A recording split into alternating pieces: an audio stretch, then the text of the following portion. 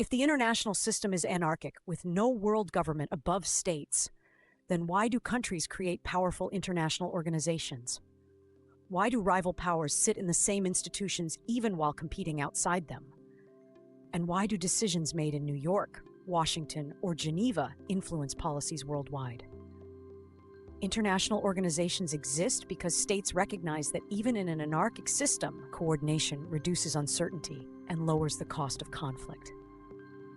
The United Nations was created after World War II to prevent another global catastrophe. Its core mission is maintaining international peace and security. The Security Council, with its 5 permanent members, reflects the post-1945 distribution of power. When the UN authorizes peacekeeping missions or sanctions, it operates under collective security principles. For example, UN peacekeeping operations in Africa aim to stabilize fragile states and prevent conflict spillover.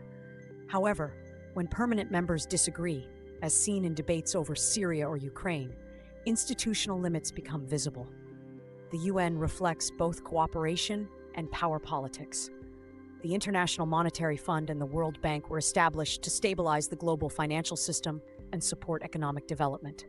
The IMF provides financial assistance to countries facing balance of payments crises, often in exchange for economic reforms. During the Asian financial crisis of 1997 and more recently during pandemic-related economic shocks, IMF programs played a stabilizing role. The World Bank finances infrastructure and development projects, particularly in developing countries. However, critics argue that loan conditions sometimes reflect the influence of dominant economies, raising debates about fairness and economic sovereignty. The World Trade Organization governs the rules of global trade. It provides a dispute settlement mechanism that allows states to challenge unfair trade practices legally rather than retaliating unilaterally. For example, trade disputes between the United States and China have passed through WTO frameworks. Even during trade wars, states rely on institutional processes to manage escalation. The WTO demonstrates how legal structures attempt to regulate competition within global markets.